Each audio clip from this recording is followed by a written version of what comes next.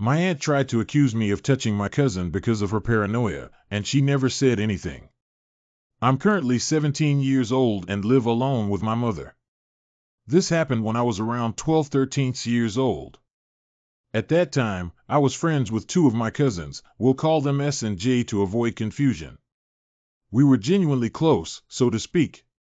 They used to come to my house fairly often to play, even though they lived quite far away. Their father, my uncle, divorced as far as I know, would invite us to spend vacations together in hotels, go to his house, watch movies, and he even bought me things. I thought we had a good relationship. I even told them about very negative thoughts I had during that time, and they supported me.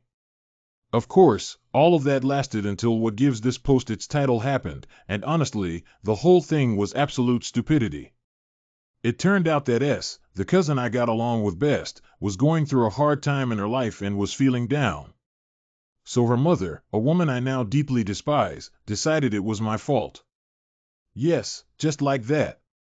She didn't ask, she didn't investigate, she simply decided to accuse me without any reason. I know it sounds rushed, but that's exactly how it happened.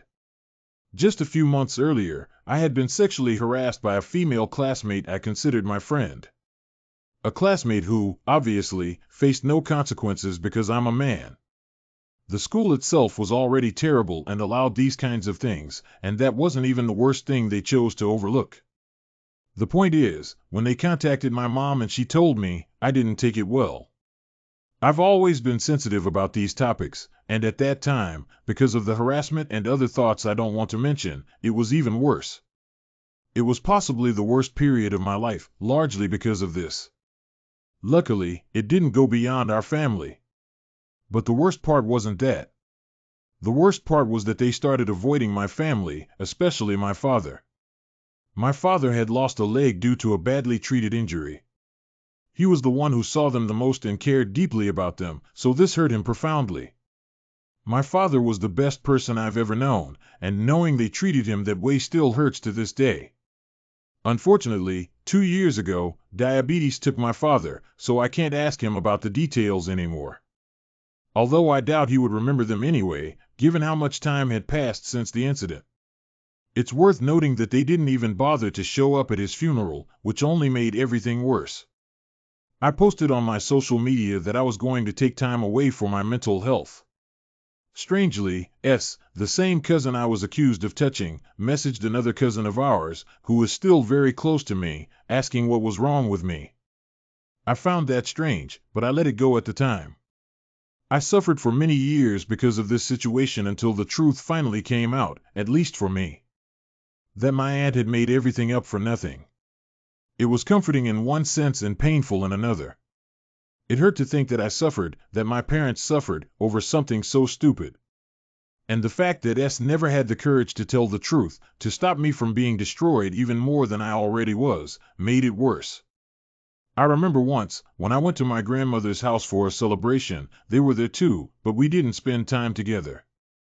Why? Because their mother told them to stay upstairs, as if I were some kind of dangerous degenerate. It didn't hurt me, it simply confirmed what I had already been thinking for a long time, they were no longer my family. After all, I didn't consider them as such anymore. Years later, I saw them one last time. Once again, at my grandmother's house, but this time, I did see them. We even had lunch together. They laughed, played, and acted as if nothing had happened. They even tried to talk to me, which only made me uncomfortable. At present, it's been easily 5 years since I last saw them, and I'm happy about that. I ended up becoming more withdrawn, with no desire to make new friends. I don't feel lonely at all.